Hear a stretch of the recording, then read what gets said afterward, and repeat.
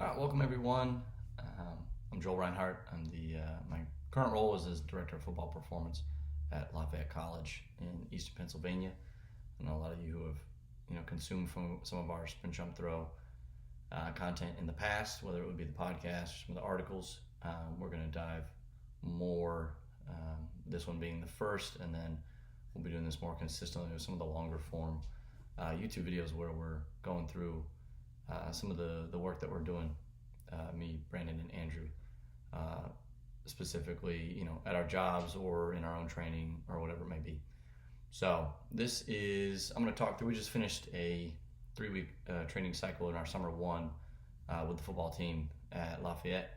And so I'm going to talk through the, what we did, why I chose to do, certain things here and there, and kind of just talk through fully the decisions I made, and then how it was executed, what went great, what I would have tweaked, and then a little bit into how that will progress in summer too. We have this next week off, and then how we're going to progress those things in the summer 2 session leading right into fall camp. So we're going to start with the skill and big skill. So these are all of our non-linemen. We have 5 training days a week. And from a big picture standpoint, we're going 3 high days, 2 low days. And starting with that Monday, overall it's been, when I start big picture, I'm looking at, what are the absolute things that I have to get these guys ready for from a football standpoint. And number one is, building them up to the volume, on-field volume that they're going to see during fall camp, whether that be, from the catapult, the accelerations, the decelerations, the acceleration load, the high-speed yardage, and then the overall yardage, and getting them ready for that so that, camp isn't as big of a shock as it needs to be. And so approaching it, I know I need to get 3 high days in throughout the week. That Friday, see, I put it in orange, but that Friday is definitely high CNS, and it trends a little more towards RSA as we get later in the summer. But they need to have 3 high days, and I think running these guys 5 days a week is imperative. Only sticking to 4 days, I think it's really tough to build to the actual volume of camp without having, a couple of those days get like really long. And so giving myself the flexibility of 5 days allowed me to not have any one day be crazy. And I'll talk through it as we go a little bit. But the Mondays, high CNS, the skill, big skill, and then they go into a total body lift. And then Tuesdays, just on the field, low CNS. I do have some hours restrictions, obviously, so I have to be cognizant of that. So these guys, with the Wednesday, then goes into high CNS, lower lift, very similar to Monday, but I'll get into it later where the specifics of it change. And then Thursday, low CNS on the field plus upper lift, and then Friday, just CNS, just high CNS on the field. So these guys get the 5 field days, 3 lifts, and I think that rolled pretty well.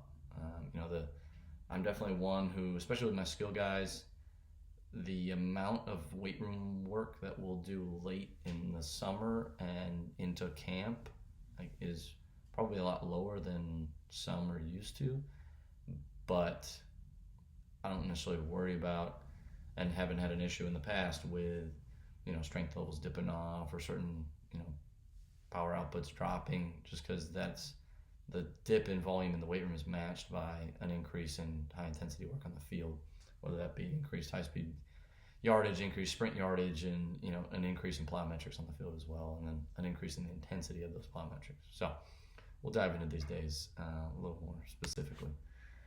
So for the skill big skill on that Monday, that's high CNS. It's coming off the weekend, total body lift in the weight room, so that's a big acceleration focus for us. We're doing loaded accelerations on that day with horizontal jumps as well, where the goal is just pure output. I do some change of direction jumps at other points, but this Monday is just like, hey, let's see how far we can get. We do some 2-1-2 broad jumps. We'll get into standing triple jumps as well. as we progress. But it's really just about like, hey, truly like, all right, coming off the weekend, I'm going to do the acceleration day because I'm not going to expect them to necessarily be able to hit their top speeds coming off 2 days off. And so I think that's a fairly common setup. I don't think that's earth shattering, but doing that acceleration work, and then with the horizontal jumps, just like, hey, like get ourselves primed up a little bit.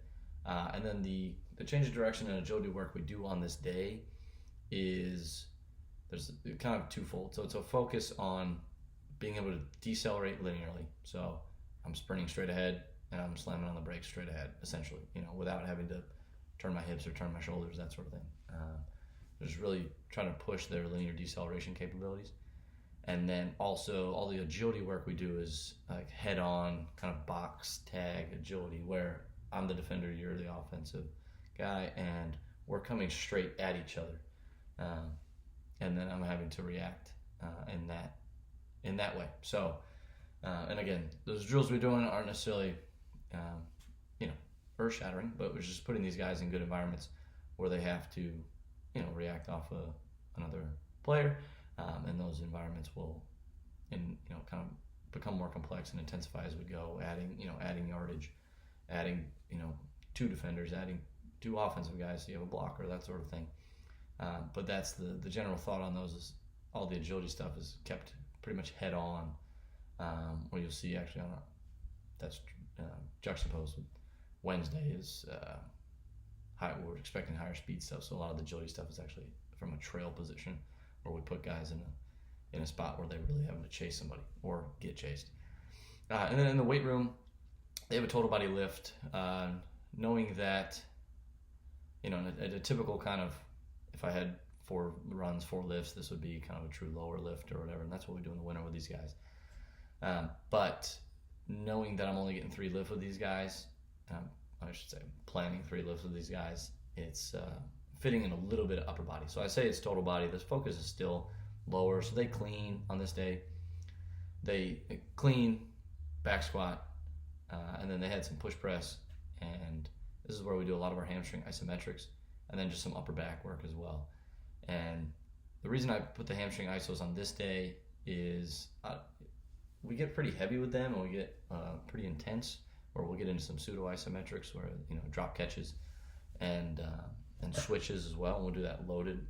And for the simplicity in this video, I figured avoid including some of the little videos of some of these drills, but any of these I'm mentioning, I have videos of them on my Instagram page, or I've put up, whether it's from my time here at Lafayette or previous at San Jose, Stanford, UMass, any of these little drills that I'm talking about. So we have both yielding and overcoming isometrics on those days for their hamstrings, a couple sets of each, and then the yielding will progress to kind of pseudo isos. We've already progressed. Now they're at kind of drop catch pseudo isos, and then we'll get into switching pseudo isos later on in the summer. And then those are overcoming isometrics. I'll start to cluster them. So instead of, so the total time under tension will stay very similar, but as we progress throughout the summer, I'll cluster it so that the overall intensity can stay higher throughout the actual lift. And then, so when they come out of this lift, like, they're not dead. The squats on this day are not like crazy heavy max out. Like I put on there, like, you see medium intensity weight room. It's still a high CNS lift, no doubt, but it's not, I give my guys a fair amount of wiggle room in terms of what weight is actually on the card. Hey coach, I got 315. Can I do 335? Sure. You got to give me your reps though. I give wiggle room there, but I make it clear on this day, like, we're not trying to be world beaters and all of a sudden turn this into, a max out session. We had 6 sets of squat, a couple sets of 6, a couple sets of 5, a couple sets of 4. Cool. I'm good with you riding up a little heavier, but I need good smooth reps. I don't, I'm going to have a spotter there for safety, but it should be, you shouldn't be at any point where you're even thinking about needing to that spotter. So, we have a fairly mature roster who's good at handling, that wiggle room there. So, and then we're just trying to transition into that Tuesday. So the Tuesday is just a field session. And so the goal of this Tuesday, running the end of our low CNS days, is like we need to build some of that just, I don't know, junk volume is one way to say it, that these guys need to be ready for camp. Because, yes, if I could get them ready for the high intensity XLs, decels, high speed yards, sprint yards, I could hit all those thresholds, but still be leaving a lot on the table from just an overall volume standpoint. And this is the day where, it's all true extensive work. I'm not expecting them to step on the gas at any point during this Tuesday. And then we don't have a lift on this day. And it literally, they come in the morning, they hit this run, and then they get the rest of Tuesday, just hydrate up, rest, take a nap, eat, to then come back and smash on that Wednesday. And so you see specifically the COD expensive tempo on this day. I do that on the Tuesday instead of, I have 2 days of extensive. One's COD, one's a little more linear focused. And I put the COD extensive tempo day prior to the Wednesday because, yes, this is extensive tempo, and my guys are pretty good at understanding, the pace that I'm expecting out of extensive tempo. But if, it's college football, sometimes they get competitive. Sometimes, we got the brand new freshmen who don't quite understand the pace I'm looking for, or, position coaches are out there and they all get a little competitive, that sort of thing.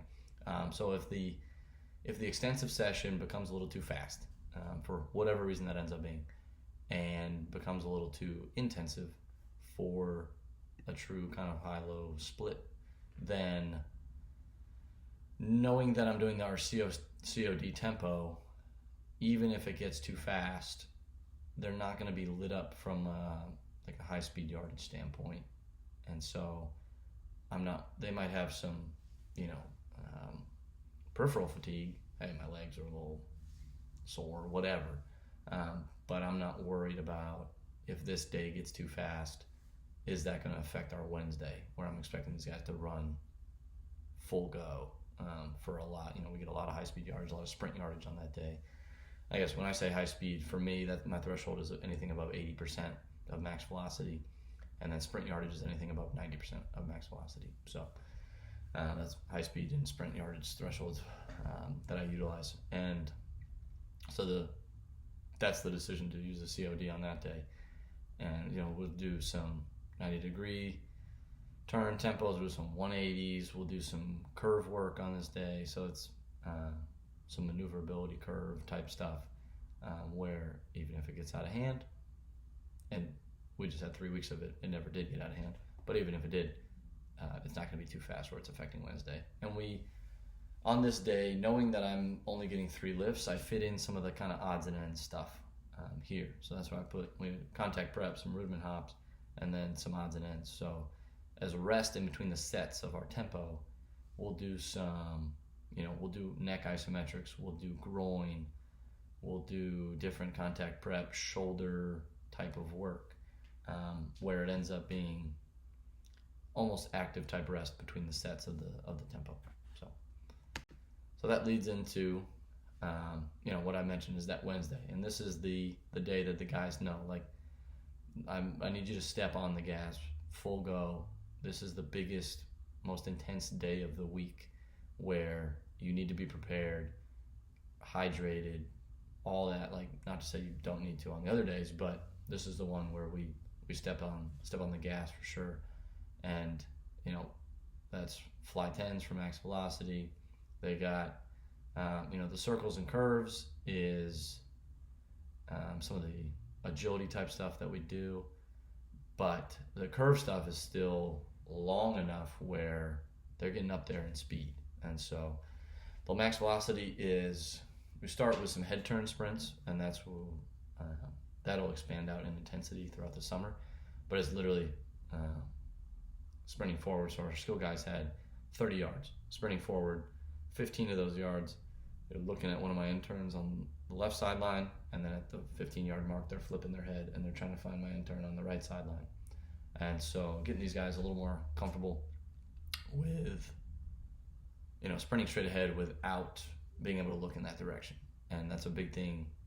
They have to be able to do that when they get into games, whether it be on special teams, kickoff, flying down, keeping your head on a swivel, or, the classic example I always give our DBs is like you're right on a guy's hip, and then you start to look up, and you immediately drop in speed. And that could be you're not even necessarily conscious of it, but your takeaway, one of the biggest things that's going to make your body reduce its output is if it's, kind of afraid of falling, essentially. So removing that fear of I'm about to, absolutely crash out because I'm not looking in the direction that I'm going, and just exposing them to that more and more, because that's something that they do a fair amount in the game. And if we're not careful about inserting it, at least some in the summer, they could get to fall camp and all of a sudden realize they haven't really done that a whole lot, because in the summer we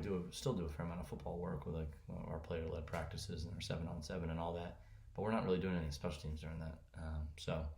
And that's often the environment where they're most often having to sprint straight ahead but look elsewhere. So making sure that's in there, and then that moves into some fly 10s. We do 3 reps of those. I'll expand out the build-up zone as we go, but I really never go past 3 reps on that, because in other areas I need to build the sprint yardage that we are exposed to throughout the summer. But I like just like with 3 clean fly 10s, it gives them they're going full speed on all of them, but the first one is definitely a little bit like, all right, I got my wheels underneath me a little bit, and then it's cool, I got to let loose on that second one, let's try and beat it on that third one. And then and that'll expand in summer too, where I'll start to add some more sprint yards on that, is they'll have their fly 10s, and then we'll have some sprint float sprints as well, where they're having to, build, slam on the gas, float for a little bit, and then slam on the gas again. So, and that's a great area to really crank up some of that high-speed yardage and sprint yardage. So, the circles and curves. So the agility games the curves is some sideline pursuit type work, where basically just manipulate the environment so that they have to be curving up the sideline. And I should say not have to. The only way to successfully complete the drill is to curve yourself up the sideline a little bit, both offensively and defensively. And then the circles is started out as some pretty basic circle chase, just literally making a circle and guys are starting on opposite sides, and defense is trying to get after the offense. And then that'll expand out a little bit to giving them some different options to go on the circles as we get into summer too. But then the COD horizontal jumps, so we do some broad jumps on that day that finish with a change of direction. So if anybody's seen the Nick DeMarco and Jordan Newsom's kind of 8-vector jump stuff, it is that. So we expanded out to, with our skill and big skill, is triple broad jumps into, let's say, change of direction. So they did 4 consecutive broad jumps, but the last one was at a specific angle that we would change, 45, 90, 135. And then as we got into the weight room, this is the highest intensity weight room day for them. So they had depth jumps, which will intensify across the summer, and then they go into hand-supported split squats, which the guys, there's people arguing of like, oh, hand-supported split squats, is like safer than a back squat, or like it's still a ton of axial load, so that I don't include it because of that.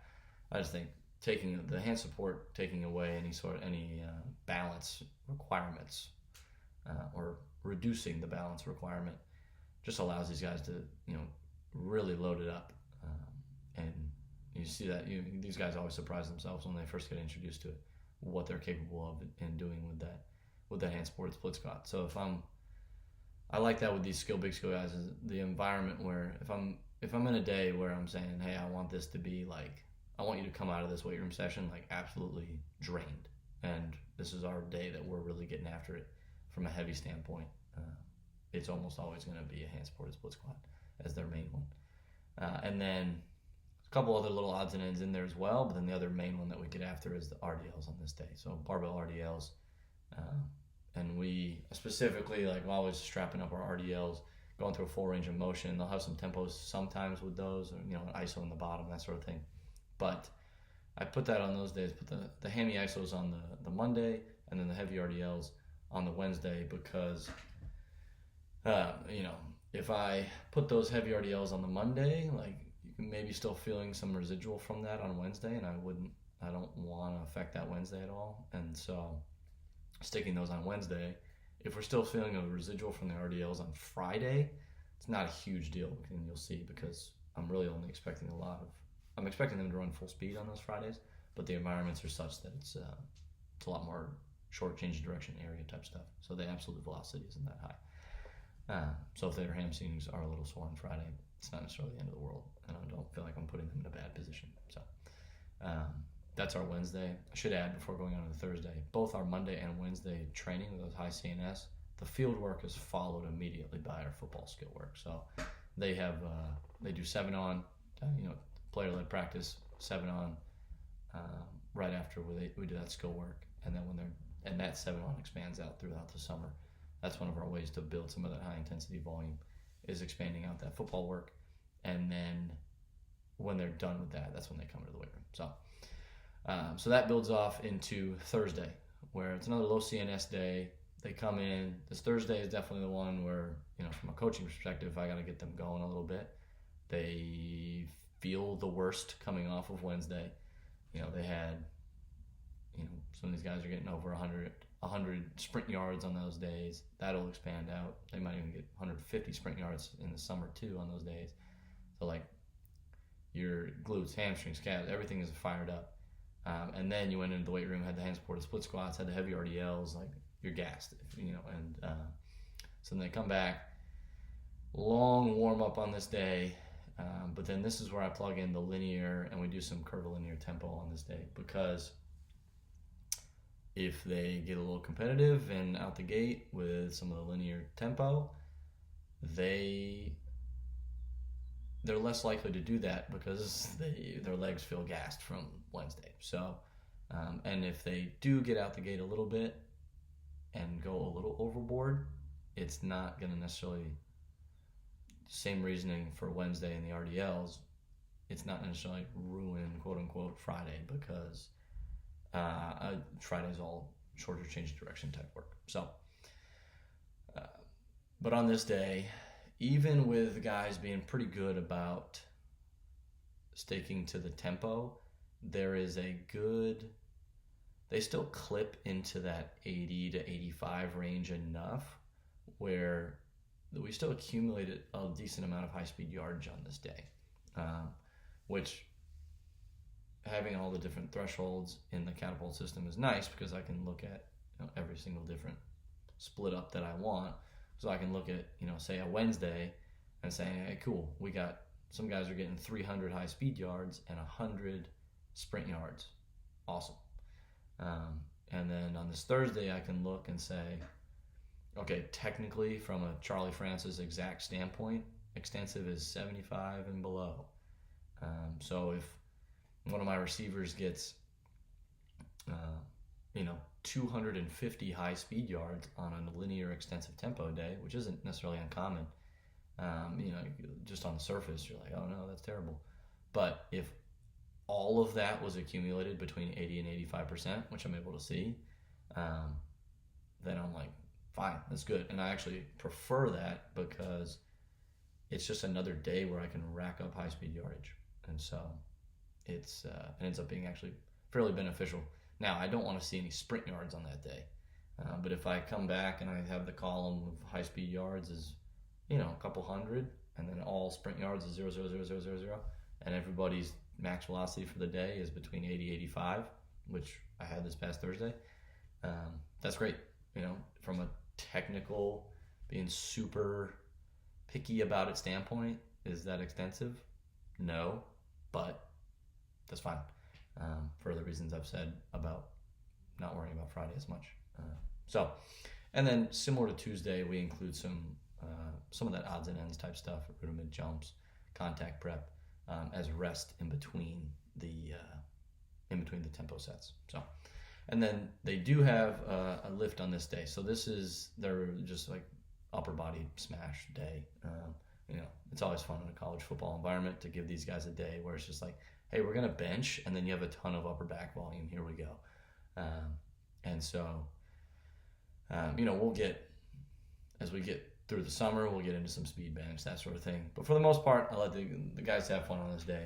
We do have, some heavy bench press, heavy chin-ups, and then the rest is just body armor type work to get some size on some of these guys who need it. And then that transitions into Friday. And so our Summer 1 Friday starts with some COD speed. So it's pushing these guys to how fast can they get in and out of the sharpest cuts that they're going to see. 180 degree cuts, entering at different speeds, having to decelerate at different angles. And then we also include some COD bounding on this, which is, some of the highest intensity jumps that you can do is, some speed bounds and some COD bounding. And so they'll have, triple bounds into a change of direction. And, it's fairly intense and, really challenging their ability to bend and get in and out of breaks. And so if you can't tell from these Monday, Wednesday, Fridays, is my kind of take around change of direction is, they're getting enough. I want to push the boundaries of the physical capabilities that these guys have, and then expose them to just scale out and expose them to bigger and bigger open environments to kind of put those skills to use, or those physical capabilities to use. We don't really do any closed change of direction outside of like warm-up-y type, as we're getting warmed up for the open environments. And I guess Friday is the one exception to that, where we'll really push some closed change of direction deceleration specifically. But then that'll progress out as we go, and I'll explain that. But so on the last bullet is trending towards RSA. So this Friday has been some COD speed, some COD agility, and then our COD speed, in that we're pushing the capabilities of how much we can, or how fast we can enter different cuts, and then the agility is environments where pretty much the only way to win is you have to do like very sharp angle cuts. And then in the Summer 1, we finished this day with some team change of direction conditioning, which is, we call them cut 60s, whatever. It's 20 yards, 20 yards, 20 yards. So it ends up being about a 10-second bout. And it's on the high end of extensive, definitely into intensive. It definitely is in the realm of intensive tempo. It is not full speed. I don't expect those guys to go full speed in that drill. And then, it's a good way for us from a team perspective. That is the entire team together. They have, they know the expectation of that drill. They push each other on that. And it's a little bit of a, kind of a mental focus thing too, because they have specific angles that they are not angles. They have specific, ways they have to turn. Hey, your start's got to be up. Left foot got to be started on this rep, right foot start on this rep. You got to change direction this angle or this way at a certain rep. You got to change direction this way or whatever. So, and if they get that wrong, then they have extra reps. So, this is a way for us, we accumulate a ton of accelerations and decelerations on this day, because it's not necessarily full speed, but it is fast enough where getting in and out of those breaks, so they go 20 yards, 180 degree turn, 20 yards, 180 degree turn, and then finish through 20. So they get every rep, and it ends up counting out pretty cleanly on the catapult. Basically, every rep they get 3 accelerations and 2 decelerations, and so like it just stacks up. I'm recording this on a Friday. We did it a couple hours ago, and we did 20 reps, and so Those guys got a ton of accelerations and decelerations at a speed that isn't necessarily, as high intensity as some of that Monday, Wednesday stuff, but it's high enough where, it's pushing us closer to being ready for ball. So, and then also, one of the aspects that I've inserted on this day, which I like, is so we have our pressure kicks on this day. So say we have our first set of cut 60s and we have 10 reps, and they have one guy turns the wrong direction and another guy starts with his wrong foot up, just our tally of mental errors. For however many mental errors they have an extra rep for that, unless our kickers make their pressure kicks. And so basically a set is over, I have different kicks already predetermined beforehand that I need to see these guys do. So it'll be, hey, ball's on the 35 right hash, go kick it. And if they make the kick, then all the mental errors are wiped away. If they miss the kick, we have to make up those mental errors with extra reps. And then the one thing, if they have no mental reps and they make the kicks, then I have to run reps. And today was the first time that kicked in. So, but yeah, it's a good way. The team loves it, and it's trying to find some way to put our kickers in a pressure scenario where it actually has stakes outside of Saturdays in the fall, because that's a tough aspect of it to train. And so, yeah. So this Friday in Summer 2, we'll actually progress to true repeat sprintability, kind of more work to rest ratio like a game, where everything will be full speed, a lot of change of direction, but a lot more rest in between. So it's set up almost like drives. So, hey, the offense has 5-6 plays in a row with 30 to 40 seconds in between, but then boom, they're off and the defense is on, hitting that same sort of split. So then, when one's on, the other is completely off for 4 or 5 minutes. So trying to mimic some of the on-off aspect of the actual game, but that allows us to crank up the actual intensity of it. They'll get a lot more high speed, not a lot more. They'll get some high speed yardage on this day when we switch to that in July. So moving on to the linemen.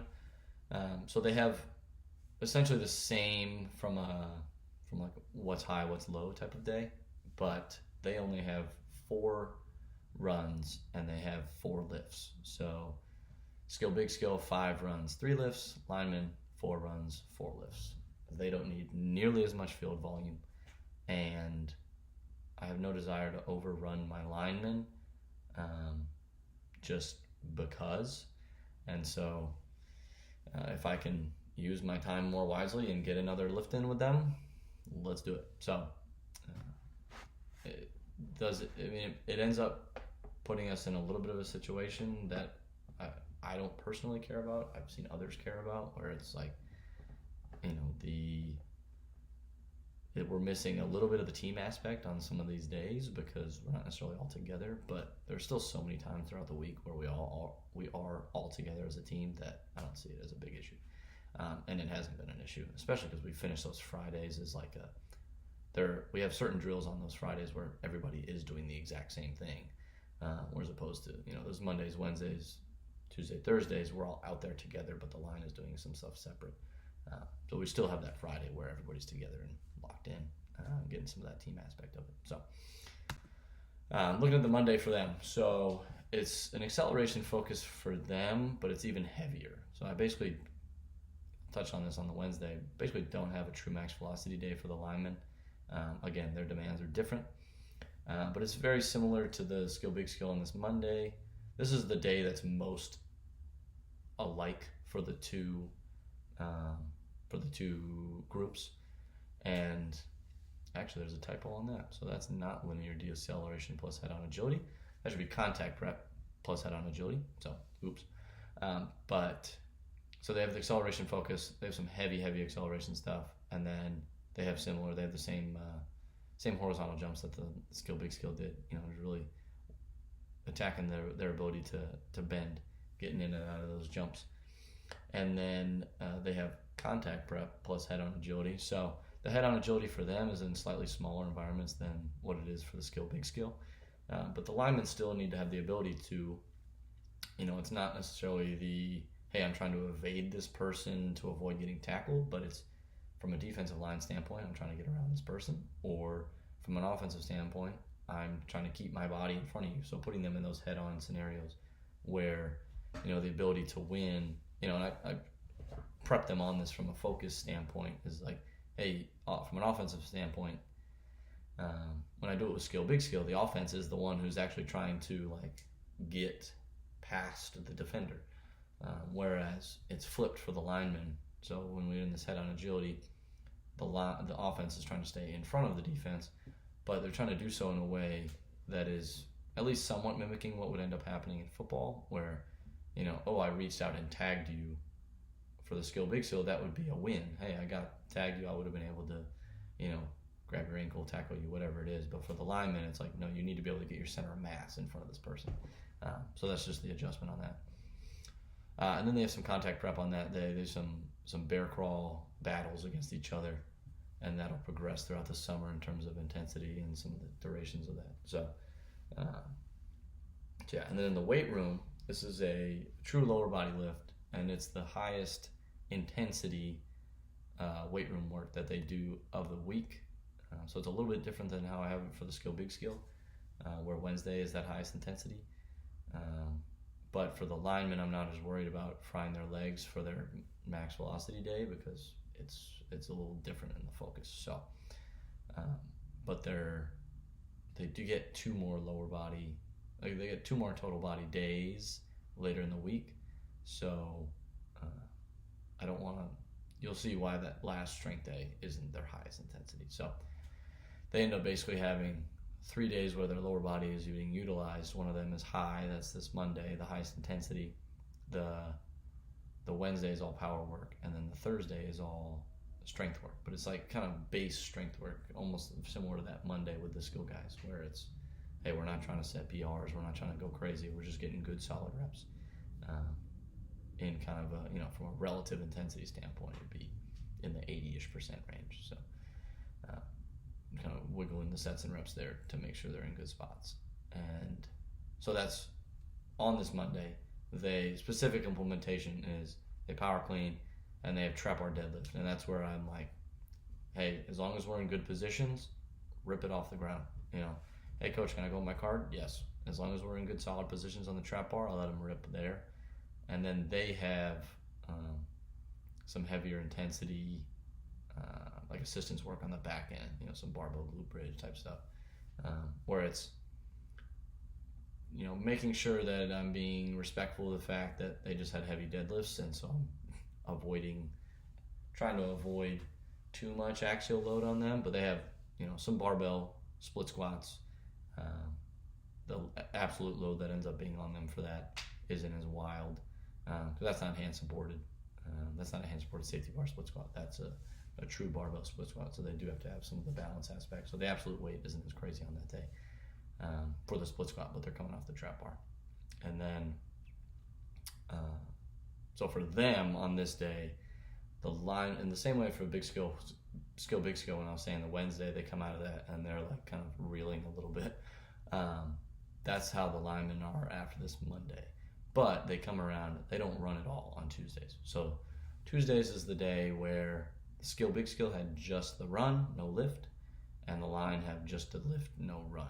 And this is extremely similar to the Thursday for the skill big skill. So big bench day, some of our main just solid upper body strength movements, and then a bunch of body armor as well.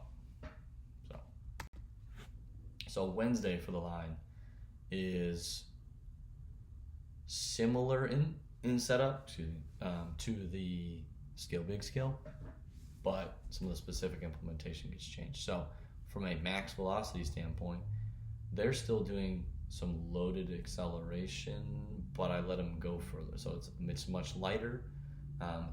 So for, percentage of body weight, it's only about, for most of the guys, 300 pounds, that would be like 15% of body weight, so it's not a heavy load at all. But then I let them go out to 20, and we'll get out to like 25 yards.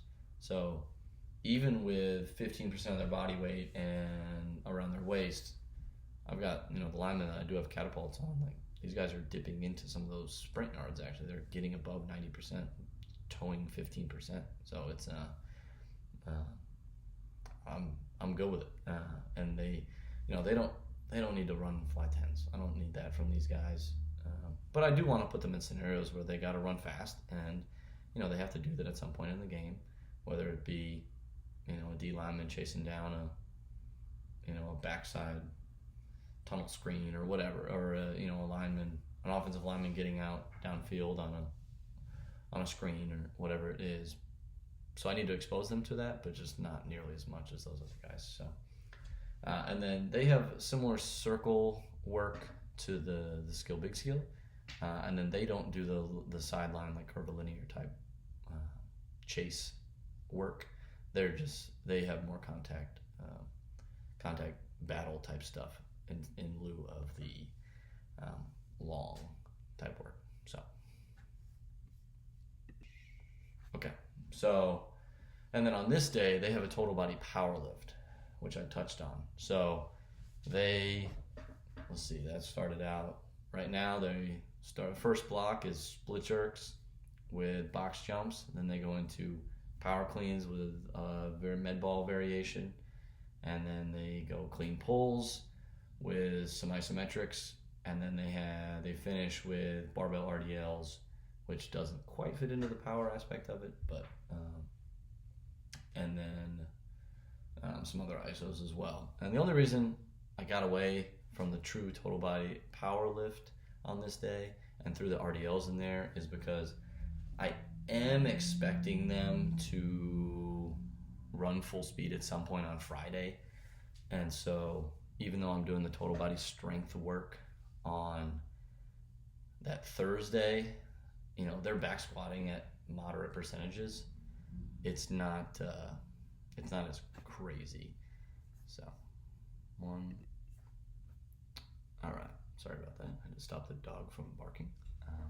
So the RDL on that day is, I wanted to stick it on that day because if I had them heavy RDLing on that Thursday leading into Friday morning, even though it's all change of direction, I was like, it's still a little too close for comfort. So stuck the RDL at the end of that power lift, but they come out of that not necessarily too peripherally sore, but it's all their like highest speed day on the field, and then that goes into 6 sets of clean, 5 sets of clean pull. They got the split jerks to start, like all that. Like, it's a big barbell day, and so that then transitions into Thursday, where their on-field work is low CNS.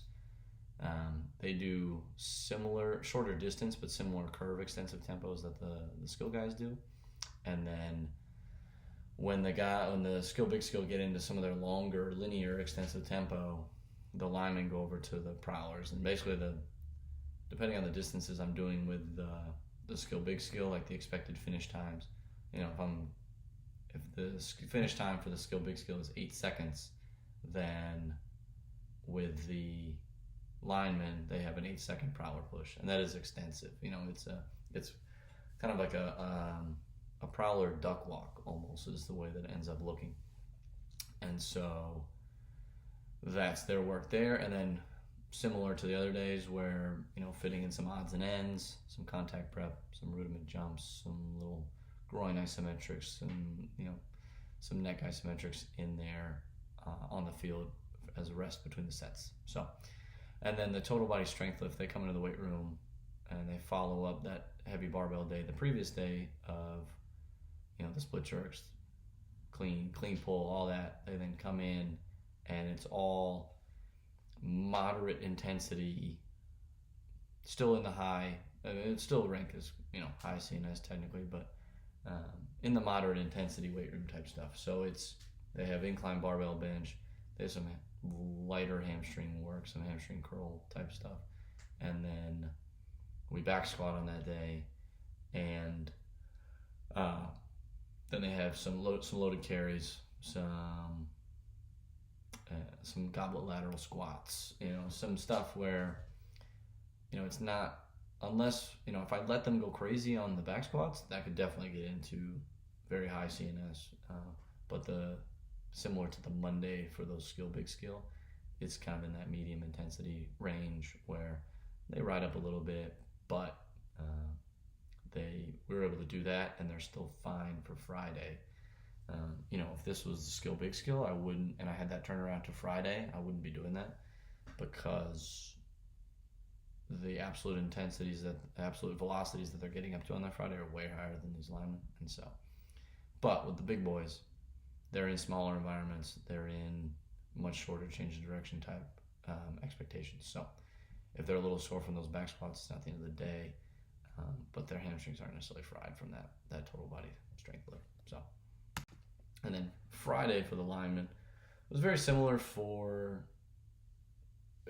to what the big skill was doing, but just some adjusted yardages. And so if the big skill were in a 15-yard environment, maybe they were in a 5 or 7-yard environment type thing. And then I adjust the bounding for them a little bit to, be respectful of the pounding of their body weight. But they do still have some bounding. It's just not quite as long or intensive as what the big skill is doing. And then as we get into, we went into that RSA, like those cut 60s, they would have, that's the drill where it was everybody whole team together. They have adjusted finish times, but from a volume standpoint, they're doing everything. So that, and then when they get into July, this Friday is a lot more, you call it like position specific for them, where they do have some repeat sprint type stuff, but it's kind of split into like pass plays versus run plays, and the run plays are like heavy, full go prowler sprints, and then they have some other, the pass plays look a little different. With the D line, it'll be getting around some curves, and for the O line, it'll be getting in and out of some pass set type movements. Yeah. So, is that 45 minutes? Yeah, just wanted to talk through. I appreciate you guys, listening. If you made it this far, just talking through, kind of my thought process on how we planned out some of this. What did each day look like? Why did I put this? Why is the COD tempo on that day versus on another day? Like talking through some of that, and I'll do a follow up on this probably at the end of training camp, where that'll go over how did summer 2 go, and then how did that then lead into training camp, and areas where I would adjust, and areas where I, need to expand out a little bit. Like I'm thinking of one right now. Like I kept, I already know that I need to do more open sprints with our big skill on those Mondays, because we were doing a lot of the loaded stuff, which has been extremely beneficial. But I need to rack up from a getting ready for camp standpoint. I need to rack up more high-speed yardage with them, outside of just what we get on Wednesday and a little bit from Thursday. And so we're still going to include the weighted work and the loaded acceleration, but expanding out some of the volume of our unloaded accelerations, and getting those accelerations out to 20 yards, something like that, so they are able to rack up a little bit of high-speed yardage and potentially some sprint yardage. So, just looking at the numbers, I was like, well, I missed there a little bit, but we're able to adjust easily in July and still hit our mark by the time we get to camp. So, yeah, appreciate it. Give us feedback down below in the comments. If you like seeing these types of videos, anything we could adjust, or any topics you want to hear moving forward from myself, Brandon, or Andrew. But thanks for tuning in, and hopefully you can keep your eyes out for more of this type of work, more of this type of content coming from us at Sprint Jump Throw. So appreciate it.